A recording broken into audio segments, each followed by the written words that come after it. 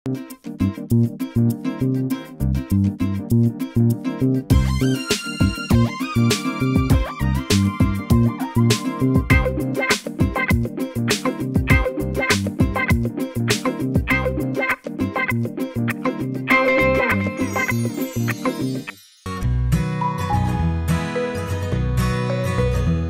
देरीन, अस्सलाम वालेकुम। आज 42 के साथ आपकी मेज़बान ज़ोया मलिक।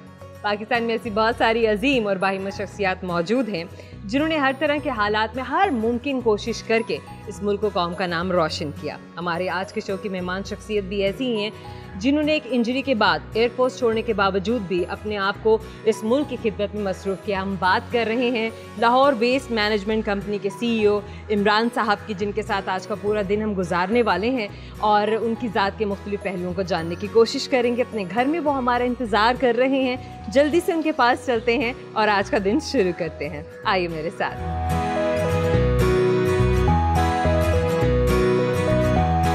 अस्सलाम वालेकुम, कैसे हैं आप?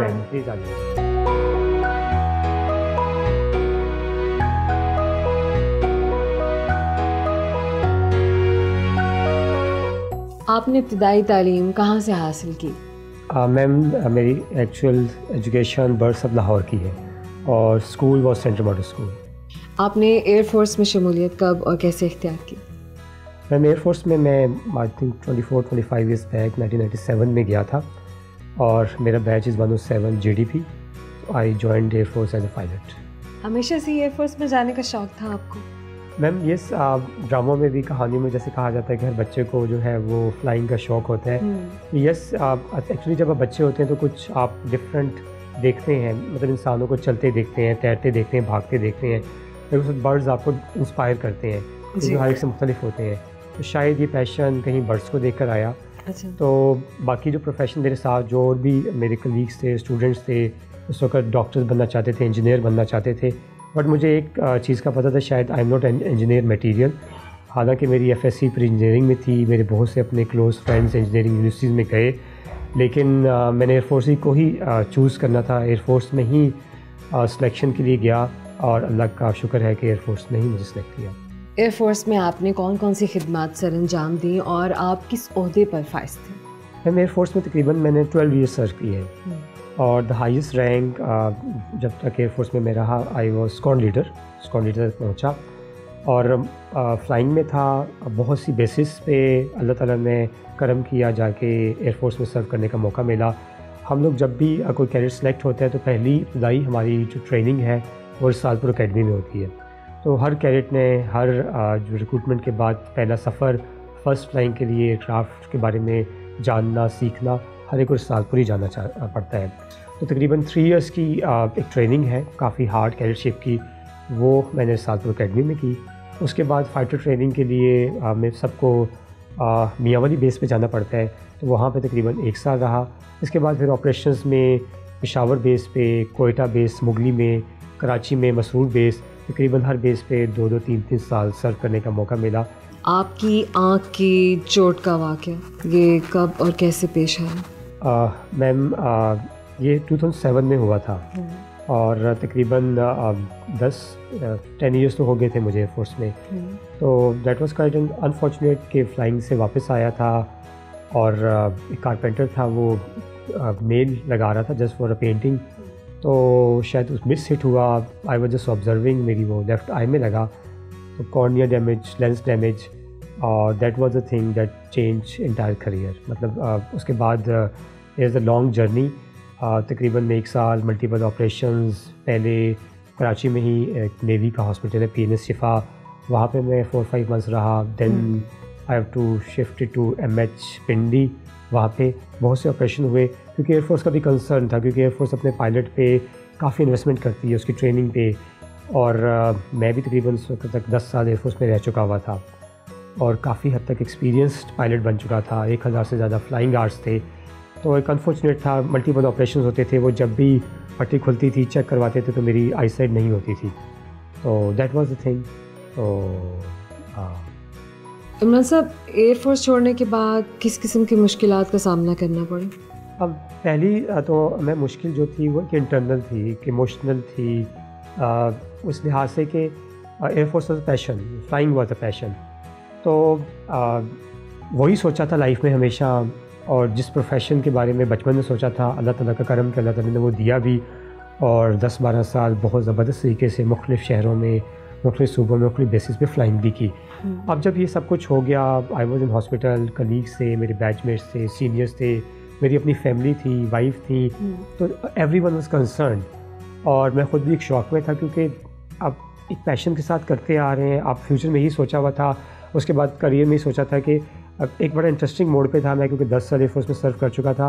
उसके बाद ये था कि जब इतनी आपकी फ़्लाइंग हो जाए तो आप इंस्ट्रक्टर पायलट बनते हैं, आप खुद एयरफोर्स सीख चुके होते हैं, या फिर दोबारा इरसालपुर अकेडमी जाते हैं, आप आने वाली जनरेशन को सिखाते हैं। उसके बाद फिर आप कमांडिंग पोजीशन में जाते हैं, आप स्क्वाड्रंस को, बेसिस को रन करते हैं, तो आपका अपने हिसाब से एक प्रोफेशन सेट हो जाता है। फिर मेरी एजुकेशन, मेरी ट्रेनिंग, मेरी तरबियत उस माहौल के हिसाब से हुई थी।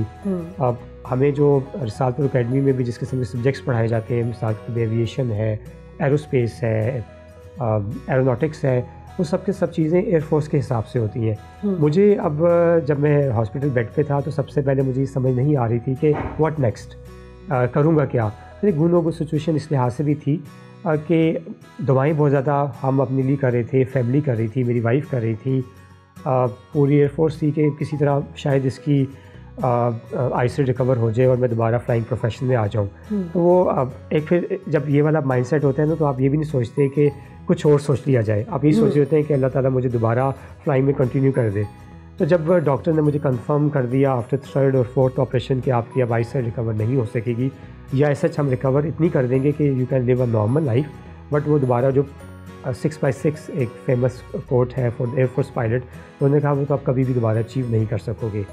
तो देन आई स्टार्टेड थिंकिंग कि अब मैं क्या करूँ, मुझे किस तरफ जाना है, मैं किस प्रोफेशन में जाऊँ, what should my next goal in my life. तो ये वो जो particularly just after this accident अगला 1 साल का टाइम जो था ना, वो काफ़ी सेल्फ इनवर्ड ट्रैवलिंग का, इनवर्ड जर्नी का, सोल सर्चिंग का था। तो that had been a difficult time. Civil services, इसका इंतखाब कब और कैसे किया आपने? मैम इस जवाब में ज़्यादा मैं ड्रामाई नहीं हूँगा, लेकिन शायद इस तरह मैं इसको लेता हूँ कि एयरफोर्स तो अब मैंने शायद ये प्रोफेशन अल्लाह ताला से मांगा, क्योंकि सिलेक्शन सेंटर में जाना, उसके बाद इतनी सिलेक्शंस के प्रोसेसेस होते हैं आपकी।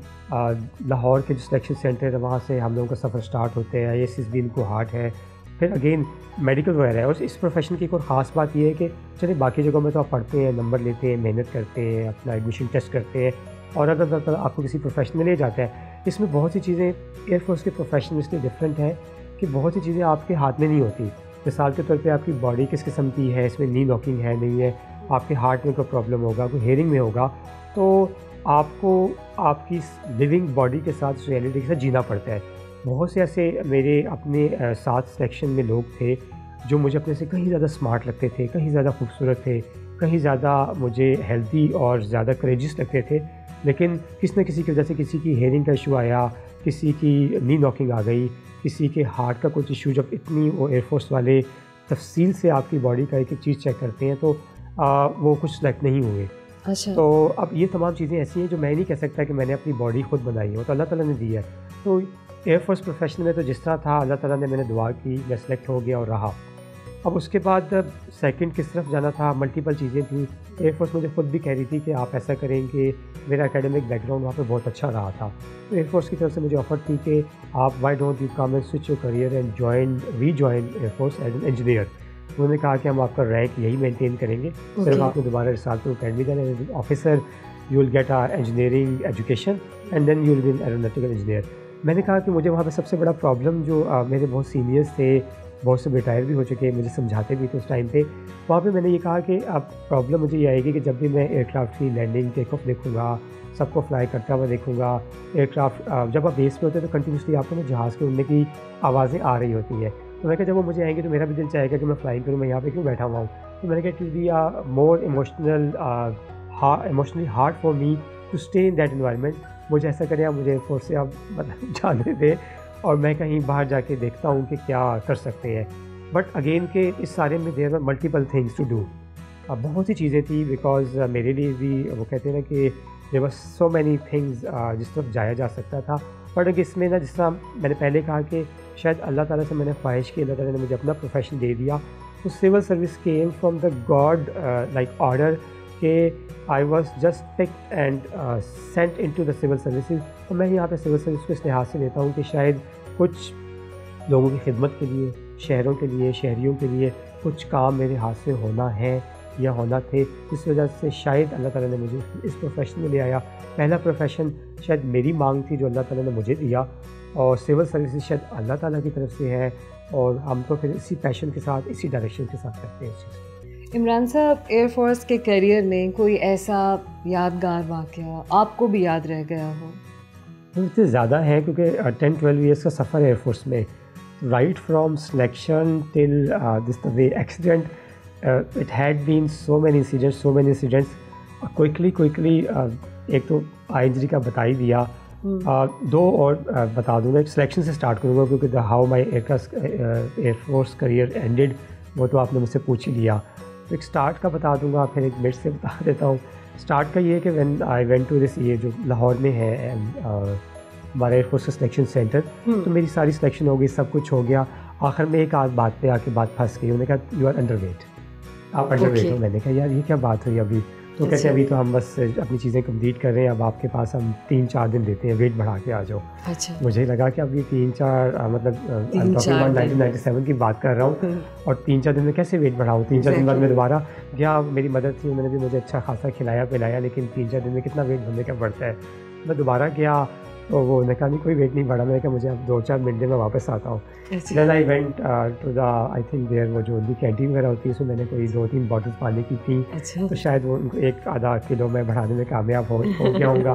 जब ते थॉट कि अच्छा एटलीस्ट इसका जो वेट है वो इंक्रीजिंग ट्रेंड पर है, तो may be hill catch up. तो उन्होंने कहा चले हम आपको सेलेक्ट कर लेते हैं। तो वो तो स्टार्ट तो यही था इंटरेस्टिंग। लेकिन other than this start and the injury, एक जो कहते हैं ना कि पर्सनैलिटी चेंज और एक माइंडसेट चेंज जो है, और एयरफोर्स मैं एयरफोर्स इस लिहाज से जितने भी हमारे नाजरीन देख रहे हैं, इतना एक्साइटिंग करियर है हर एक बच्चे के लिए। अब तो फीमेल्स जा सकती हैं, हमारी बच्चियां जा सकती हैं, तो अब it's not it's gender blind profession. और मरियम जो है, she had been our hero. जिस तरीके से वो शहीद हुई, तो वो भी एक बहुत बड़ा एक है कि अब we don't have a male heroes, we have a female heroes in air force also. तो उसी हवाले से मैं बताना चाहूँगा। अब ma'am we had been all, हम सब लोगों को हमारे पेरेंट्स ने ड्राइविंग भी सिखाई है। हम लोगों के साथ दोस्तों ने, सब ने, हमने साइकिलिंग भी सीखी है। आप सबको पता है कि हाउ टफ इट इज़ एक फादर के लिए, एक मदर के लिए अपनी बेटी को आफ्टर 2-3 आवर्स के बाद गाड़ी पकड़ा के कहना कि ले जाओ।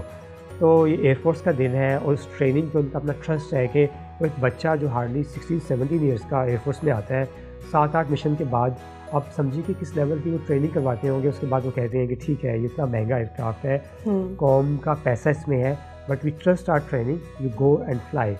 तो मेरे साथ भी ऐसा हुआ था कि जब हम सोलो चेक पे था, मेरा वो मिशन जो है ना, जिस हिसाब से जो मेरा अपना भी स्टैंडर्ड था कि उसमें आपकी कोशिश होती है कि आप अपने इंस्ट्रक्टर पायलट को बहुत अच्छी स्मूथ लैंडिंग करके दिखाएं, स्मूथ टेक ऑफ करके दिखाएं, और वो बाकी जो भी मिशन के दौरान चीज़ें होती हैं। तो मेरा वो इतना अच्छा, मेरे अपने लिहाज say that was not my best जो मैंने दी होगी। एक तो लैंडिंग भी हुई, उस वक्त हवा भी बहुत तेज़ चल रही थी, तो थोड़ी सी हार्ड लैंडिंग भी हो गई कि मेरे लिए वो मुझे लगा कि नहीं, मैं शायद सस्पेंड होने लगा हूँ, क्योंकि ये मेरी लैंडिंग अच्छी नहीं रही। लेकिन शायद इंस्ट्रक्टर पायलट के जहन में कुछ और चीज़ें होती हैं, वो आपको डिफरेंट एंगल से देख रहे होते हैं, और मे बी वो just I think it's not a one mission, वो उसके पीछे पूरा देखते हैं कि आपने उससे पहले कैसे फ्लाई किया हुआ, सब कुछ किया हुआ है। तो उन्होंने मुझसे पूछा भी कि how was your mission? It was not good. अभी भी आपकी ज़िंदगी में एयरफोर्स वाली ज़िंदगी का डिसिप्लिन मौजूद है? That's a difficult question. Air force में कोई ख़ास डिसिप्लिन नहीं था। तो एयरफोर्स में ये है कि वो कुछ टारगेट्स होते हैं, कुछ टाइमिंग्स होती हैं, तो बाय नेचर जो है वो I am not a discipline. But fortunately और अनफॉर्चुनेटली मुझे प्रोफेशन ऐसे मिले हैं, कुछ काम ऐसे पड़े कि डिसिप्लिन होना पड़ता है। तो ये है कि एयरफोर्स में भी अब उठना पड़ता था सुबह सुबह, पनिशमेंट्स होती थी, रैगिंग होती थी, अर्ली मॉर्निंग हम लोगों की 3 o'clock 4 o'clock we are in the squadron and we are flying, तो जागना पड़ता था, जाना पड़ता था। अब दिल चाह रहा है नहीं चाह रहा, एक काम है जाके करना है तो उठ के जाना पड़ता है। सिमिलरली अब सिविल सर्विसेज में भी जिस किस्म के हम करियर में रहे हैं, जहाँ जहाँ जाना पड़ा है, तो बहुत से काम करने को दिल नहीं चाह रहा होता। रात को लेट नाइट 2 o'clock 3 o'clock नहीं निकलने को दिल चाह रहा होता, अर्ली मॉर्निंग में नहीं चाह रहा होता, but because of compulsion, because of duty करना पड़ता है, जाते हैं और फिर उस डिसिप्लिन को मेंटेन करना पड़ता है।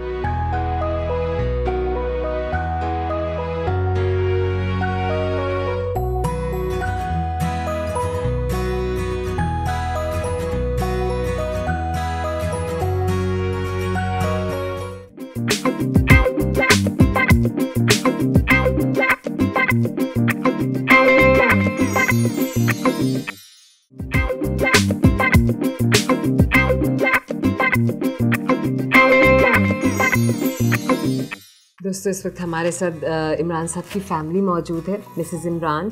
साइमा इस वक्त मेरे साथ है। साइमा, आपसे मैं पूछूंगी कि इमरान कैसे हस्बैंड है? He is a very good husband, no doubt about it. बहुत सपोर्टिव हैं और जब भी वो अवेलेबल होते हैं, मतलब definitely his job is very demanding, he is always on the toe, he is very workaholic. जो भी काम करना होता है वो बड़े ही उसके अंदर, उसकी निटी ग्रिटीज़ में जाके, उसकी बारीकियों में जाके उसको काम करते हैं। तो definitely, and he is very, what ever he does he give his 120%। तो उसमें टाइम डेफिनेटली फैमिली के लिए काफ़ी कम ही बचता है, लेकिन जब भी बचता है तो ही is very supportive, he is Indeed very supportive. सबसे बड़ी बात मेरे ख्याल में एक वाइफ के लिए ये होती है कि if she is feeling something, she can vent out her feelings. हर बीवी के लिए ये होता है, क्यों नहीं? आप लोगों की अरेंज्ड मैरिज है या love marriage? It's a very complex question actually, क्योंकि जब तक मेरे घर में प्रपोज़ल आया था और जब तक हमारी शादी हुई थी, तब तक मुझे लगता था ये अरेंज वेडिंग हो रही है। लेकिन उसके बाद मुझे, जब मैं घर वालों के साथ मिली, तो मुझे पता चला कि ही वाज द वन जिन्होंने अपने पेरेंट्स को इंसिस्ट किया था कि वो हमारे घर प्रपोजल भेजें। बच्चों से हम बात करेंगे। मारियान जो है वो बड़ी बेटी है इमरान साहब की। How are you Mariam? I am perfectly fine, how about you? I am fine too, good. आजकल क्या रूटीन चल रही है? Due to lockdown, our routine is upside down all. So normally we read books during the time, and like when we wake up, we have our breakfast. And our father is, because his job is quite tough, so before like we wake up, he's outside, and when we go to sleep, then after that he comes. So like normally during the day we are reading books or playing with each other or just sometimes doing studies and or going with their mother to her university. Yes. Oh, wonderful. Because whenever I have meeting or class, so they are always along with me. Yes. Sharing की बात आए, कोई problem हो जाए, तो who is the first person that you're going to find? Whoever your is mama or your baba? Whoever is available at home. Normally, like if we tell to mama, then when our father comes back, then we tell to him. If mama is outside in the university and baba is at home, then we go and tell to him. So both of them. How are you, Zaha? I'm fine. How are you? I'm fine too. क्या चल रहा है आजकल? Nowadays, And? fun. We have fun. Okay. And sometimes when we get a fight, then we still compensate it, and in the end we become friends. Okay.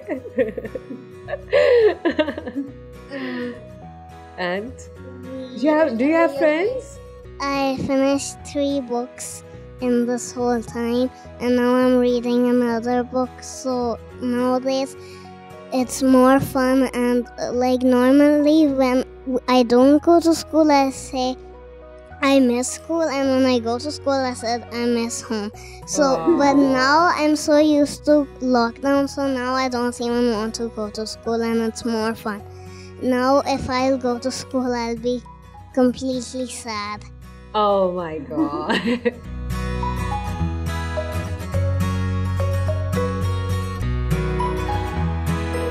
नाश्ता अपनी family के साथ किया।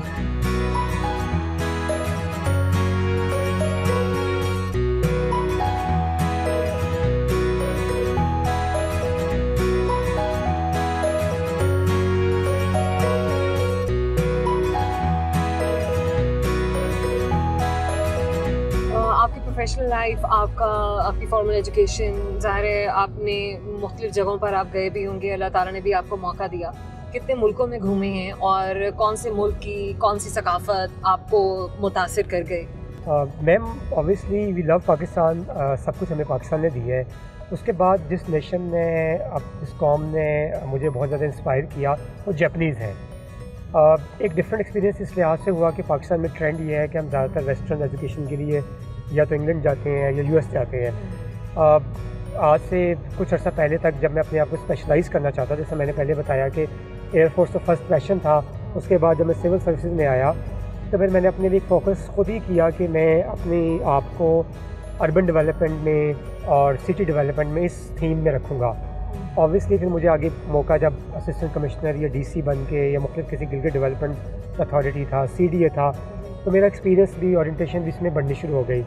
फिर मैंने सोचा कि मेरी चूँकि ग्रेजुएशन थी वो एविएशन बेस्ड सब्जेक्ट्स में थी, जो कि इंटायरली जिस किस्म का काम हम सिविल सर्विस में कर रहे हैं उससे डिफरेंट है, और अब मैं काम अर्बन डेवलपमेंट का, सिटी डेवलपमेंट का, लोकल गवर्नेंस का कर रहा था। मैं चाहता था कि मैं इसमें कुछ सीखूं, कुछ डिफरेंट और कुछ top of the line. Again मेरे पास मल्टीपल ऑप्शंस थे, यूएस की भी थी, यूके की भी थी, जापानीज़ की भी थी। हिस्ट्री में मैंने जापान को भी पढ़ा था, जर्मन को भी पढ़ा था, मुझे नहीं पता, but again because of after reading this history उन लोगों ने मुझे ज़्यादा इंस्पायर किया।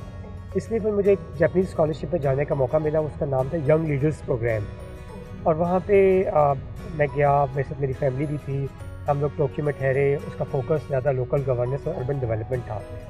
वहाँ पे चूँकि मेरे 2 बेटियाँ हैं, वो भी साथ थीं, मेरी वाइफ एक और यूनिवर्सिटी में टोक्यो में ही, वो भी मास्टर्स कर रही थी। हमें वहाँ पे बड़े डिफरेंट तरीके से टोक्यो को बहुत अंदर जाके देखने का मौका मिला, क्योंकि मेरा अपना जो कोर्स था वो लोकल गवर्नेंस में था। हमें वो अपने रूरल एरियाज़ में लेके गए, वहाँ पे एक बड़ा ज़बरदस्त उनकी ट्रेनिंग का तरीक़ेकार था। उन्होंने बाज़ औक़ात हमें कुछ नाइट्स अपनी जापानीज़ ट्रेडिशनल फैमिलीज़ के साथ भी स्पेंड करने का दिया। फिर बच्चों को ऑब्वियसली पिक करना होता था, तो उनकी जापानीज़ स्कूल के एजुकेशन सिस्टम को बहुत करीब से देखने का मौका मिला। फिर ऑब्वियसली किड्स बीमार होते हैं, आप होते हैं, उनके हॉस्पिटल सिस्टम को देखते हैं, उनके एजुकेशन को। मेरा तो चूँकि प्रोग्राम ही अर्बन डेवलपमेंट था, तो उनका sewerage system, water drinking system कैसे डेवलप करते हैं, उनकी सॉलिड वेस्ट मैनेजमेंट कैसे होती है, सिटी तो कैसे वो लोग डेवलप करते हैं। तो मुझे जापानीज़ एथिक्स ने, जापानीज़ वैल्यूज़ ने बहुत ज़्यादा इंस्पायर किया। और जब हम लोग वहाँ से वापस भी आए तो ये हम अपने घर में भी जो चीज़ें हमने उनसे अच्छी सीखी हैं, कोशिश करते हैं कि उसको इम्प्लीमेंट करें। तो if one nation I can name that are Japanese after Pakistan. Imran Ali Sultan साहब सुबह जल्दी उठ के शहर की सफाई के लिए चिल्ड्रन वर्कशॉप से निकलने वाली गाड़ियों का रोजाना मुआयना करते हैं, जहां से शहर की सफाई के लिए ऑपरेशन का आगाज होता है।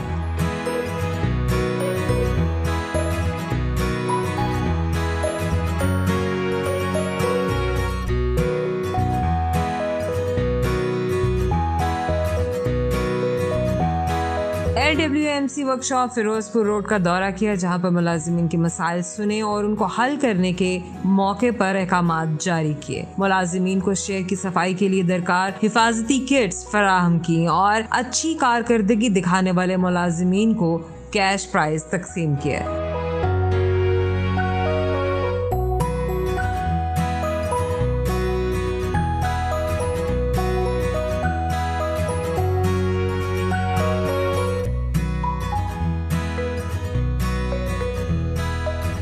फील्ड में मौजूद वर्कर्स के काम करने का जायजा लिया।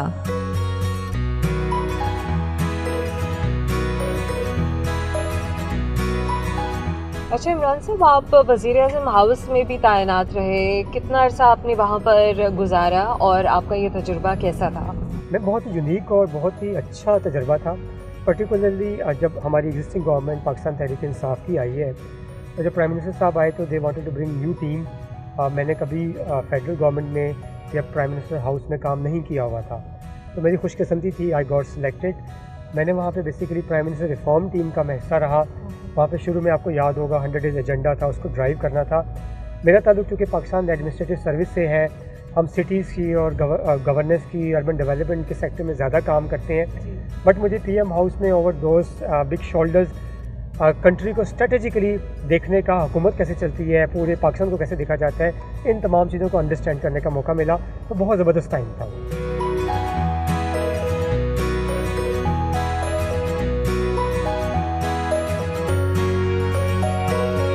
इमरान साहब, मॉनिटरिंग सेल में इस वक्त हम लोग मौजूद हैं। हमें बताइएगा कि लाहौर वेस्ट मैनेजमेंट कंपनी का जो ये मॉनिटरिंग सेल है, ये किस तरीके से काम करता है?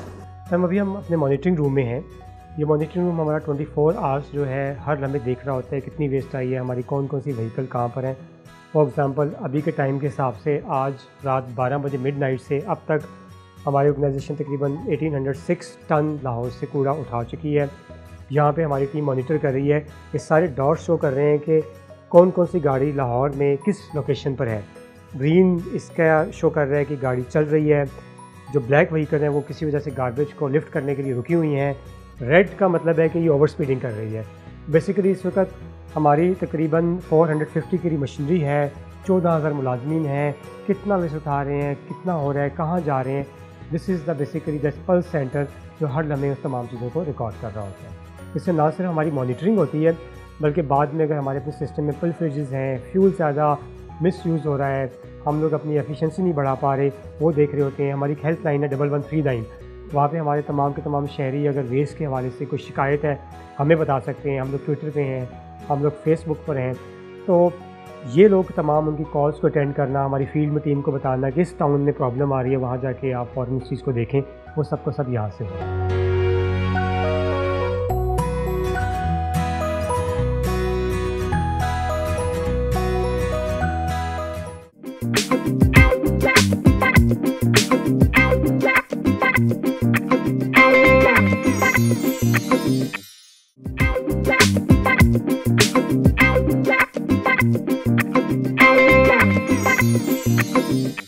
इमरान साहब, लाहौर वेस्ट मैनेजमेंट कंपनी के जो फ़राइज़ हैं उसके बारे में आप हमें बताइए।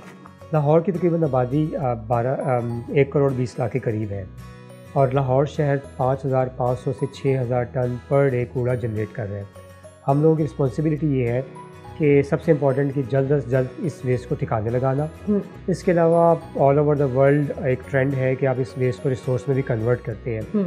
ऑल्दो LWMC उसमें कोई खातिर खास कामयाबी अपनी हासिल नहीं कर सकी, बट एक वो भी हम पे फ़र्ज़ है एज़ पर रूल्स के, हमने उसके बारे में भी कुछ सोचना है। इस कंपनी को एक सबसे बड़ा एजाज़ ये जाता है कि नॉर्मली ये तमाम के तमाम फंक्शन हमारी जो मेट्रोपॉलिटन कॉरपोरेशन थी या सिटी गवर्नमेंट थी वो किया करती थी, बट प्राइवेट सेक्टर में पब्लिक सेक्टर कंपनी का बनना, this is the oldest company. ये वो कंपनी है जिससे गवर्नमेंट ने एक मॉडल किया, 2010 में इस कंपनी को बनाया गया। आज हमारे मुलाजमीन की तादाद, हमारी जो वर्क फोर्स है वो 17,000 के करीब है। 17,000 वर्क फोर्स के साथ हम लोग पूरे शहर जिसकी 1 करोड़ 20 लाख आबादी है उसका 5,500-6 हज़ार टन पर डे उठा रहे हैं। ठीक, इस हवाले से वेस्ट सेक्टर में पूरे पाकिस्तान की LWMC बिगेस्ट कंपनी है। सर, आप क्या समझते हैं लाहौर में अभी तक कचरे की अबतर हालत, इसकी वजूहात क्या हैं? मैम, इसका मसला तो शायद उस वक्त ही शुरू हो गया। ये बड़ा बेसिक फंक्शन है जो हमारी लोकल गवर्नमेंट्स हम कहते हैं या सिटी डिस्ट्रिक्ट गवर्नमेंट्स, उसके चंद एक स्टैंडर्ड काम है। आपने अपने शहरी को साफ़ पानी देना है, आपने उसे साफ़ सुथरा माहौल देना है, उसे बेसिक हेल्थ फैसिलिटीज़ और बेसिक एजुकेशन चाहिए। तो ये काम तो एक लोकल गवर्नमेंट ही का है कि वो शहर के कचरे को ठिकाने लगाए, और ये काम तभी आप कर सकते हैं कि देखें हमारे इतने बड़े शहर हैं, इसमें अमीर का भी घर है, गरीब का घर भी है। यहाँ पे कुछ टाउन्स हमारे गुलबर्ग हैं, वहाँ के डायनेमिक्स टोटली डिफरेंट है जो हमारे रावी टाउन, समनाबाद, दातागंज बख्श वगैरह के टाउन्स की होंगी। अब हम क्या चाहते हैं कि अमीर ने भी कचरा प्रोड्यूस करना है और गरीब ने भी करना है, और अमीर आदमी शायद अपना कचरा उठाने के लिए तो पे कर सकता हो, गरीब आदमी का फ़िलहाल जो उसे अपनी रोज़ी रोटी कमाने के लिए सुबह शाम एक करनी पड़ती है, वो शायद आपको कचरे की फ़ीस ना दे सके। होना क्या चाहिए था वो ये कि ये जब तक हमारे गुर्बत ख़त्म नहीं होती, हम एक स्टैंडर्ड लिविंग कंडीशन तक नहीं आ सकते, तो लोकल गवर्नमेंट्स का काम था कि वो अपनी कैपेसिटी बिल्ड करते, अपनी मशीनरी खुद प्रोक्योर करते, ताकि वो तमाम के तमाम शहर को एक जैसी सहूलत दे सकते। 2010 में जब ये कंपनी बनी उसके फ़ौरन साथ ही हम 2011 में एक इंटरनेशनल कॉन्ट्रैक्ट में चले गए। हमने 2 टर्किश फर्म्स को लेकर आए और कहा कि ये कूड़ा आपने उठाना है। नो डाउट उसने आके बहुत काम किया, हमें वेस्ट सेक्टर में नई मशीनरी लेके आए, हमें इस मैनेजमेंट सिस्टम को साइंटिफिक अंदाज में करने की भी मदद दी गई, लेकिन उसके कुछ नेगेटिव पहलू भी आए। उस वक़्त कंपनी का जो उस वक़्त का तखमीना बजट का था वो 5-6 अरब था, वो कॉन्ट्रैक्ट डॉलर में हुआ और पिछले साल वो 13-14 अरब तक चला गया। एक तो ये है कि हमारा ये शहर इतनी महंगी सफाई को सस्टेन नहीं कर पाया। दूसरा, वो जितनी भी मशीनरी थी शुरू में वो चूँकि टर्किश फर्म्स लेके आई, और वो उसके एसेट्स उनके अपने हाथ में थे, जिस वजह से LWMC के पास अपने एसेट नहीं थे, खुद काम कर सकता।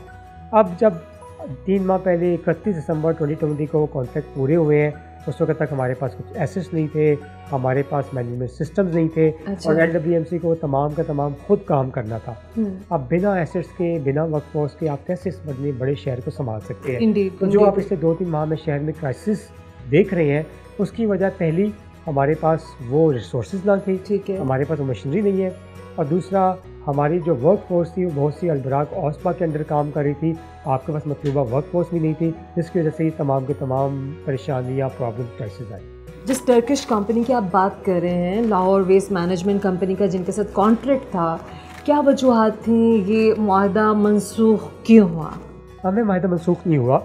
2011 में ये 7 ईयर्स के लिए किया गया, तो इसका जो अपना टाइम था वो 2018 में 7 ईयर्स कंप्लीट हो गए थे। तो this contract lived it's legal life, but उस वक्त 2018 में हम लोग तैयार नहीं थे, तो पहले 1 साल की एक्सटेंशन करवाई गई, फिर 2-4 महीने की, करते करते 2018 के 7 ईयर्स के बाद फिर 31 दिसंबर 2020 2 साल तक ये एक्सटेंशन पे चला। ठीक है। तो कभी 2 माह की, कभी 4 माह का, कभी 6 माह की। यहाँ पे हम लोगों की सिस्टम की अपनी कोताही भी है कि जब 7 ईयर्स में वो कॉन्ट्रैक्ट आउटलिव हो गया, वो मशीनरी ख़राब हो गई। आपने देखा है जब आप हमारे साथ आपने वर्कशॉप का विज़िट किया है, वो मशीन इतनी ख़राब है कि हमें टर्किश से तकरीबन 450 के करीब फ्लीट मिली है, इसमें से आधी ख़राब खड़ी है और 200-250 के करीब चल रही है। तो हमारा तो तरीका तो ये था कि सिस्टम को ख़राब होने से पहले ही नई मशीनरी आती, नई प्लानिंग होती, ताकि इस ट्रांजिशन को हम स्मूथ कर सकते। तो कुछ ऐसी बात नहीं कि इसमें मनसूख किया गया, बल्कि वो जो 7 ईयर्स की मशीनरी की लाइफ थी, जो कॉन्ट्रैक्ट की लाइफ थी, उसने अपना पूरी लाइफ कंप्लीट की। ओके। इमरान साहब, आप समझते हैं कि हुकूमती इदारे इतने काबिल हैं, इस अहल हैं कि वो कचरे के इंतज़ामात, इसको उठाने के इंतज़ामात खुद से संभाल सकें, या आप समझते हैं कि प्राइवेट सेक्टर की जो मदद है वो नागुज़ीर है? मैम, इसमें सॉलिड वेस्ट मैनेजमेंट एक साइंटिफिक कॉन्सेप्ट इसे कहते हैं इंटीग्रेटेड सॉलिड वेस्ट मैनेजमेंट। हम अभी बाज़ औक़ात थोड़ा कंफ्यूज हो जाते हैं। जो हम कचरा उठाते हैं ये सिर्फ इसका एक हिस्सा है जो वेस्ट कलेक्शन है। इसके अलावा इसके पीछे बैकग्राउंड में बेतहाशा चीज़ें हैं। लाइक एक इंटरनेशनल वर्ल्ड रिनाउंड एक थ्योरम है जिसे 3 Rs कहते हैं, जिसमें रिसाइकलिंग, रिडक्शन, रीयूज़ है। हम अभी उस पर तवज्जो नहीं दे पा रहे। 3 Rs। इसके अलावा लैंडफिल साइट की है, इसमें वेस्ट टू एनर्जी का है।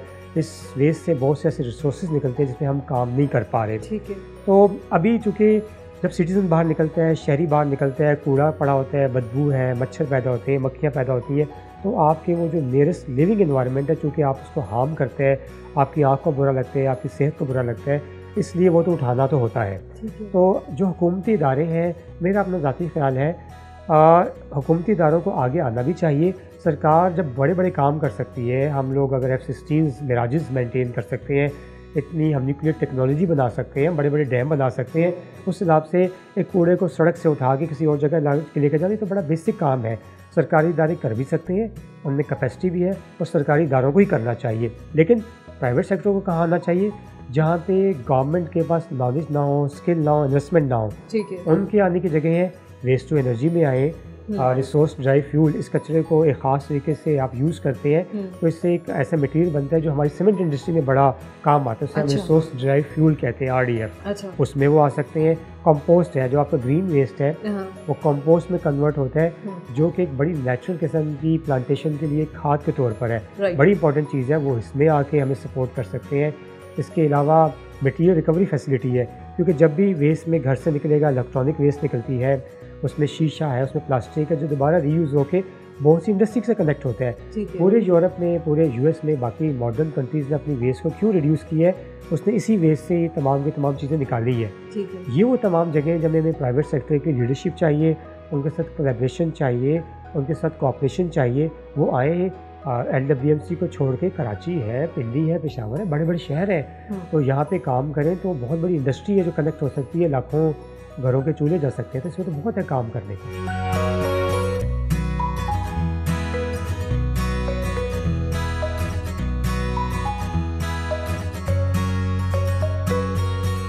CEO LWMC ने रात गए तक शहर की सफाई ऑपरेशन की निगरानी की। तीसरी शिफ्ट में LWMC की जानिब से शहर की तमाम अहम और मरकजी शाहराहों की खसूसी सफाई और धुलाई की जाती है। इस मकसद के लिए जदीद मैकेनिकल वॉशर और स्वीपर्स का इस्तेमाल किया जाता है। मैकेनिकल स्वीपिंग और वॉशिंग का सिलसिला रात गए से सुबह फज्र तक जारी रहता है।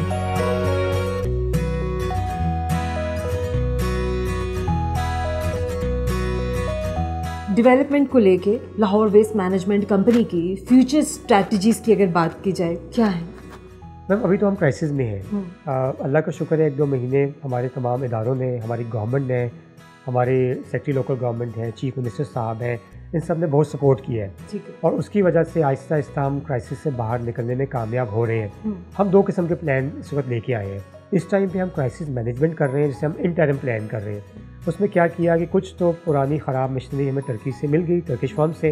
वो तकरीबन हम जो सड़क में लाने में कामयाब हुए 300 के करीब है।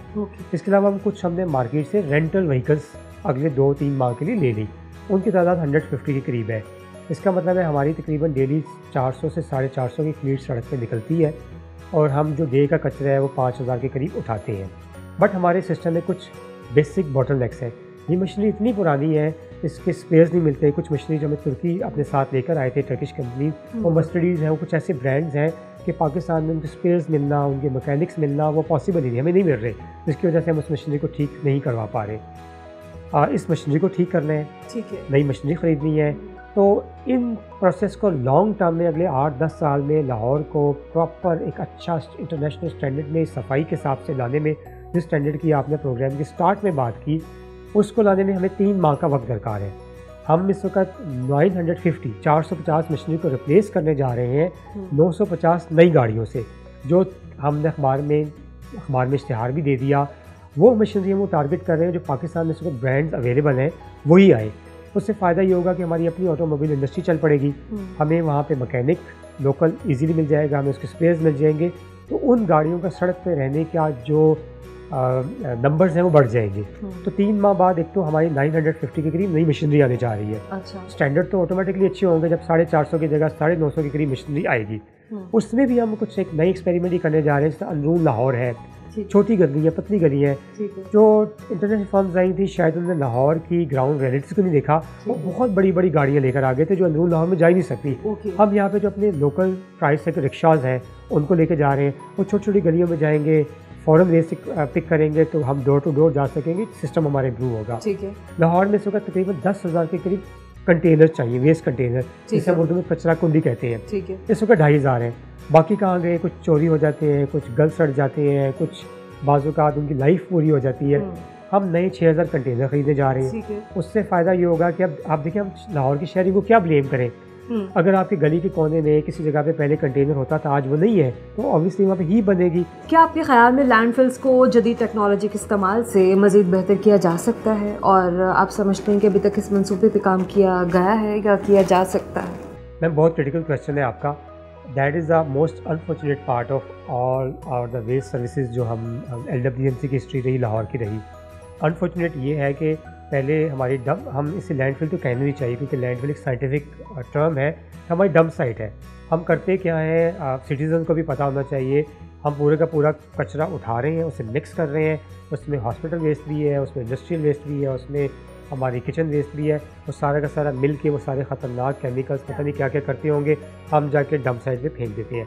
पहले एक बड़ी मशहूर महमूद बूटी साइट रही है, हमारा पूरा लाहौर का पूरा वेस्ट 20-25 साल उधर जाता रहा, उसकी लाइफ ख़त्म हो गई। जितना उसमें वेस्ट आना था हमने उसकी कैपेसिटी से डबल वेस्ट पहाड़ खड़ा कर दिया। वहाँ से थोड़ा आगे जाके रिंग रोड पे एक नई साइट ली गई आज से कई साल पहले, उसका नाम है लखू ढेर। अब हम उसकी भी लाइफ पूरी कर चुके हुए हैं और that dump site has also lived it's life. हम उसकी कैपेसिटी से ऊपर जा रहे हैं और जो साइंटिफिक रिसर्चेज यूटी ने की हैं, कुछ और इदारों ने की हैं, कुछ इंडिपेंडेंट हमारी ऑर्गेनाइजेशन ने की हैं, वो कह रहे हैं कि उसके जो अंडर वाटर, जो सरफेस वाटर था, जो नीचे था ग्राउंड से, वो पूरे का पूरा अनयूजेबल हो चुका है। वहाँ पे अजीबोगरीब इर्द गिर्द के एरियाज़ में बीमारियाँ फूट रही हैं। अब इसका अगला सिरा तो ये है कि ये पूरा एक साइंटिफिक बिजनेस है। आप एक ख़ास तरीके से वेस्ट को अलग करते हैं, इसको बिछाते हैं, इस पर क्ले की लेयर्स आती है, अपने एनवायरनमेंट को डैमेज से बचाते हैं। अब नई लैंडफिल का इस वक्त द मोस्ट इंपॉर्टेंट थिंग, शायद नई मशीनरी आ जाए, 2-3 महीने बाद लाहौर भी साफ़ हो जाएगा, लेकिन जो कुछ हम लखू डेर में और महमूद ब्यूटी में कर चुके हैं उस इन्वायरमेंट को साफ़ करने में अगले 20-25 साल लगे। इस वक्त जब हम इन्वायरमेंटल टिकिंग बॉम्ब पे बैठे हुए हैं, हमें जल्द अज जल्द एक नई लैंडफिल के लिए जगह तलाश करनी है, हमें किसी इंटरनेशनल बॉडी को साथ लेके आना है, प्राइवेट सेक्टर को लेके आना है, साइंटिफिक अंदाज में उस लैंडफिल को बिल्ड करना है। That is the future that we are actually we need to work. अभी उस पर काम नहीं स्टार्ट हुआ। And what about the previous ones, जो लैंडफिल्स हम लोग पहले से डंप कर चुके हुए हैं, जो हम कचरे का ढेर और गलाजत का ढेर और अपने लिए ख़तरा आने वाले नस्ल के लिए हम जो खड़ा कर चुके हैं, सर उसके बारे में क्या स्ट्रैटेजीज आप कहेंगे? मैम बहुत ही आपको क्रिटिकल क्वेश्चन है। इसमें देखिए इंटरनेशनल वर्ल्ड में 2 इम्पॉर्टेंट आजकल चल रही हैं चीज़ें जो बिल्कुल नई आई हैं। एक तो कॉन्सेप्ट आया लैंडफिल माइनिंग का, उसमें पूरी दुनिया ने देखा, उनके पास भी देखिए यूरोप में भी, यूएस में भी, चाइना में भी, वो भी बहुत बड़ी कंज्यूमर इंडस्ट्री है, बड़े बड़े शहर हैं जो हमसे कहीं ज़्यादा वेस्ट जनरेट करते हैं। बहुत सी प्रेशियस मेटल ऐसी होती हैं कि जिसमें माइनिंग में आपको ज़मीन के बहुत नीचे जाना पड़ता है, और फिर आप अपनी उस सॉइल से जब चीज़ें एक्सट्रैक्ट करते हैं तो it's a very expensive business, बहुत मेहनत करनी पड़ती है। और यूरोपियंस ने और अमेरिकन ने देखा कि बजाय इसके कि हम इतने वेल्स खोदे उतने नीचे जाएँ उस प्रेशियस मेटल्स को लेने के लिए, उन्होंने कहा कि हमारे सेल फोन्स हैं, हमारे इलेक्ट्रॉनिक्स आइटम्स हैं, हमारे टेलीविजन हैं, हमारा ग्लास है, ये तमाम चीज़ें तो हमारी लैंडफिल में मौजूद हैं। तो what they started doing, instead of mining into the soil, they actually went toward the landfill, और वहाँ से उन्होंने एक्सट्रैक्ट करने शुरू कर दी तमाम मटीरियल्स। उससे फ़ायदा क्या हुआ कि आपका वेस्ट जो वहाँ पे क्युमुलेटिव था वो कम होना शुरू हो गया। तो व्हाट वी कैन डू कि हम इन्हीं लैंडफिल जो हमने those have been outlived like Mehmood Booti Lakhodair, उसमें हम उनकी लैंडफिल माइनिंग से भी इस वेस्ट की एक करेक्टराइजेशन स्टडीज़ की कंपोजिशन स्टडी करवाने के बाद इसमें से भी अच्छी चीज़ें निकाल सकते हैं। एक तरीका तो ये है। दूसरा हम कहते हैं रिहेबिलिटेशन ऑफ द लैंडफिल। वो क्या किया जाता है कि आहिस्ता आहिस्ता इस तमाम वेस्ट को या तो आप वेस्ट टू एनर्जी पे ले जाएं या RDF पे ले जाएं। जो यहाँ से ये वेस्ट निकलना शुरू होता है किसी अच्छे काम के लिए, तो ये तो अच्छा खासा लैंड है। आप जाके देखिए तो वो लाहौर का की एरिया है, तो कल को यहाँ पे गोल्फ कोर्सेज बन सकते हैं, वहाँ पे रियल स्टेट इंडस्ट्री आ सकती है। लैंड तो आपके पास अवेलेबल है, सिर्फ आपने उस वेस्ट को रिसोर्स में यूज़ करना है। उस लैंड को रीहैब करके वहाँ पे हाउसिंग सोसाइटी बना दें, पार्क बना दें, वो तो आपके सिटी का बड़ा इंपॉर्टेंट हिस्सा बन सकता है। तो that is the future that Lahoris need to look for. मेरा आखिरी सवाल है आपसे, मैं अपने हर मेहमान से पूछती हूँ कि दिल में कोई ऐसी ख्वाहिश, किसी चीज़ की तमन्ना जो हो और पूरी ना हुई हो? तो मैम बहुत ही मुश्किल सवाल है। एक तमन्ना तो ऑब्वियसली फ्लाइंग की थी, वो अल्लाह ने दे दी। दूसरा अब अगेन सिविल सर्विस में मैंने अपना फोकस रखा है सिटी डेवलपमेंट, अर्बन गवर्नेंस के थीम्स को। कोशिश तो करता हूँ या करूँगा कि इसी थीम में ही ओवरऑल काम किया जाए। बट अगेन के इतना लंबा बंदा क्या सोचे, अपना यही होता है कि जो आज का दिन है आप वो अच्छे तरीके से गुजार दें, और इससे लंबी क्या प्लानिंग की जा सकती है। तो मेरी तो अपनी कोशिश होती है कि जो अल्लाह ने मॉर्निंग में हम सुबह उठे हैं, आज का दिन अच्छा गुजार दें, कल का दिन फिर अल्लाह ताला आपको और दिन दे देते हैं। ओह वाह,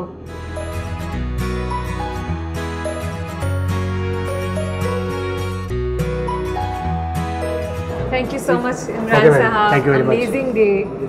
and thank you very much ma'am. Team of 42 आपका बहुत शुक्रिया 42 का कि you considered the waste problem in Lahore, इतना इंपॉर्टेंट आप हाईलाइट कर रहे हैं। हमें आपकी टीम का 42 का शुक्रगुजार हैं और चाहेंगे कि आप यही मैसेज सफाई का और पब्लिक अवेयरनेस का अपने चैनल के जरिए अपने प्रोग्राम ज़रूर पहुँचाएँ। Thank you. अल्लाह हाफ़िज़। दोस्तों, आज इमरान अली सुल्तान साहब के साथ एक खूबसूरत दिन जो हमने गुजारा, हमें बहुत ही अच्छा लगा। उनकी ज़ात को जानकर यकीन जानिए मुझे बहुत खुशी हुई। इतने हम्बल, इतने आजिज़, इतने खूबसूरत इंसान। यकीनन आपको भी आज का हमारा ये शो बहुत अच्छा लगा होगा और आपने लाहौर वेस्ट मैनेजमेंट कंपनी के बारे में बहुत कुछ जाना होगा। हमारा अगला शो भी ज़रूर देखिएगा और हमारे इस शो के बारे में अपने फीडबैक से हमें ज़रूर आगाह कीजिएगा। दुआओं में याद रखिएगा। अल्लाह हाफ़िज़।